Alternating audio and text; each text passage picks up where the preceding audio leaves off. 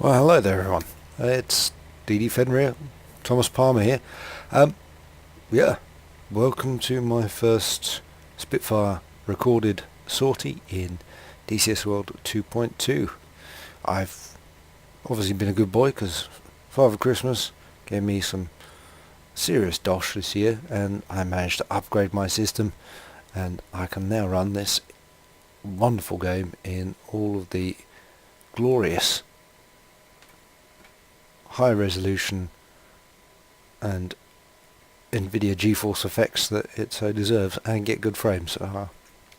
Previous iteration of my computer was a little bit underpowered, and whilst I could run it, it was stuttery and not very pleasant. So here we are, and in the glorious Spitfire once again. So I'm going to be doing a few short tutorials, just basically covering some refinements to operating the Spitfire, and just offer some advice to some of you guys who might still be finding it a little bit challenging in terms of, just those little nuances and things you might not yet have discovered, just to make flying a little bit easier. Today I'd like to talk about your pitch control, not propeller pitch, as in the elevators, the attitude control, and these things here flapping about at the back. Now, the first point I'm going to do is going to bring up the control indicator. It should be right control and enter. Is that only in the cockpit? Yes, if I go externals it disappears. Okay, so right, there is a little subtlety some of you might have missed. It's particularly apparent with force feedback sticks. I'll be honest, I don't know if this, what is about to follow, applies to those of you who are using spring tension sticks like a Warthog or any other sort of non-force feedback self-centering kind of stick. But let me know, and we'll try and see. It'll be interesting to see how these, what I'm about to show you, affects normal sort of standard joysticks. But if at the moment my sticks full back, and yep, so the diamond in the bottom left hand corner here is also full back. If I move it full forward, it goes full forward. That's almost full forward, not quite. Anyway, let's discuss this. Right, first of all, I'm going to move my physical Microsoft force feedback to joystick handle so it's centered in the middle of its range, or as close as I can get it. So that's about there. Notice where the diamond is. Ergo, my control surfaces are not centered. I actually have a little bit of up elevator in, not a lot, but enough. And considering that the Spit generally needs to have a little bit of down nose trim in just to keep flying straight and level at cruise, you'll see it in a lot of the kind of air-to-air photography of modern warbirds. You'll actually notice that as the Spit's flying along, it seems to have some down elevator in, just to sort of fly formation. Apparently this is normal, but for those of us coming in from other simulators where we're used to the physical center point of our kind of stick, like mine is now, being actually tied into the virtual center point of the virtual stick, this is going to be causing some muscle memory issues. So if I actually move the stick so that the diamond is centered, I am actually a good, well, this will depend on your control curves as well, more on that in a moment. This is a good 2 or 3 degrees forward of center on my physical control stick. That's very important because on your takeoff run, if you see my previous video, I really could have stressed the point that you need to pick the tail up. Actually what you need to do is center the stick, but center the virtual stick. So the stick needs to be forward of center in order for you to have neutral elevator, the tail will lift of its own accord and should settle down to a nice attitude, and the aircraft will fly itself off. You shouldn't have to haul it into the air, so just bear that in mind, and also bear in mind that, you know, depending on your cruise speed, it's going to be about this position. So I say my stick is a good 2 or 3 degrees forward of vertical, where I'd assume the normal natural datum point of the stick would be. And you know, this is different from other simulators, so my muscle memory keeps wanting to drag the stick back to a vertical position, because that's where I'm used to finding the 0, where everything else is trimmed out to. Not so in the Spitfire, or the DCS Spitfire. Why is this? Well, for a start, in modern in nearly all aircraft, in fact, you actually, if we look from the side here, if I pull the stick all the way back, that to me looks like about 30 degrees of deflection from absolute level with the elevator. Mileage may vary, 25, maybe, yeah, but it's about 30 degrees full deflection. As we move it forward, it's a bit less. I'd say that's probably more in the region of about 20 degrees. So you actually have more elevator throw for pitching the nose up than you do pitching the nose down. And most aircraft, even First World War aircraft, were similar.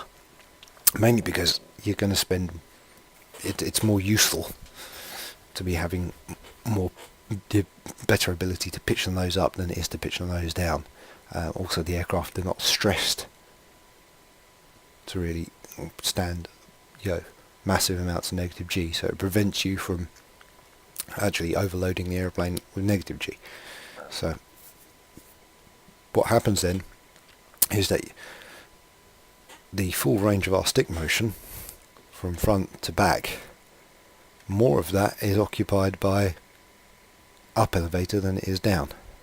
Hence why our neutral stick position, centered stick position, is actually further forward for us on those of us with force feedback joysticks.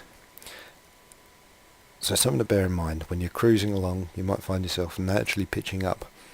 And it might not necessarily be the flight model, it might be the fact that your muscle memory, if you've come from other simulators, is naturally wanting to pull the stick into your home joystick into a vertical position, and therefore lifting the nose just out of sheer habit.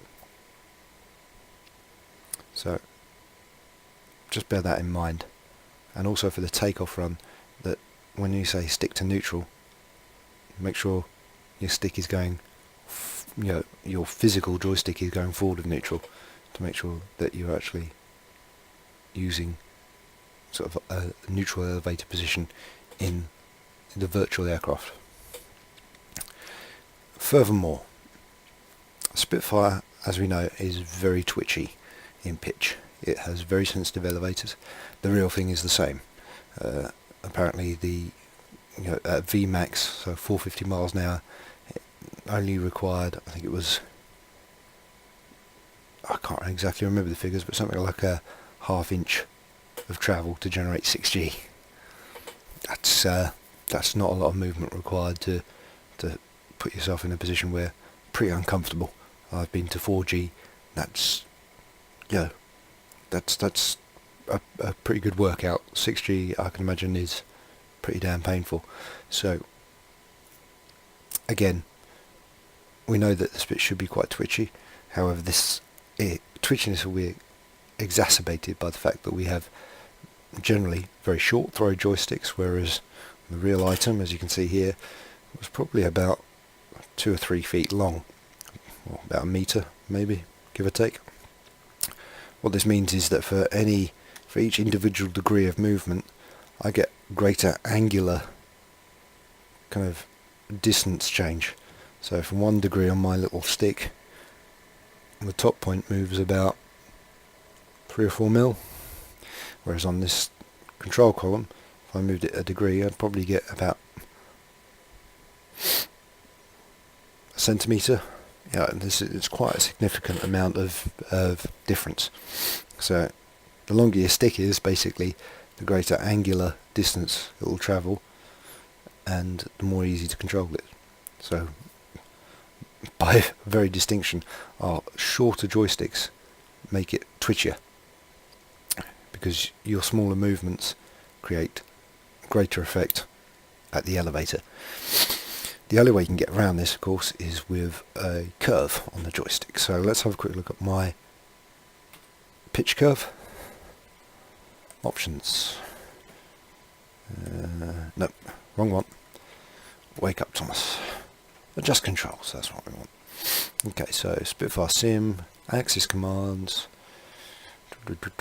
joy Y, pitch control. There you go. So let's go to the axis tune. Right, you can see I've put a user curve in. Why have I done that? Why have I not just gone with a standard S curve? Well, I've discovered that through flying the aeroplane quite a bit lately, I actually, even at very low speeds and with a lot of power on, coming into land, I don't use a lot of the full throw of the force feedback stick. There must be a range of about sort of aft, maybe 10 degrees, if that. So I'm not really coming. If we see where the red dot input is, that's where my, or the black dot rather, that's my actual input. Which is it? That's a red dot, isn't it? Yeah. Okay, so this lower red dot represents how my stick is actually moving. So I reckon I'm not going much beyond about here before the aircraft is naturally wanting to stall out. So it makes sense, therefore, to keep the curve, or the incline, as flat as possible. This will give you the greater resolution that it can. You don't want to be too flat naturally, because otherwise you won't get any output whatsoever. But the flatter you can keep the incline, the better. But it also means that we rarely use this region towards the back end.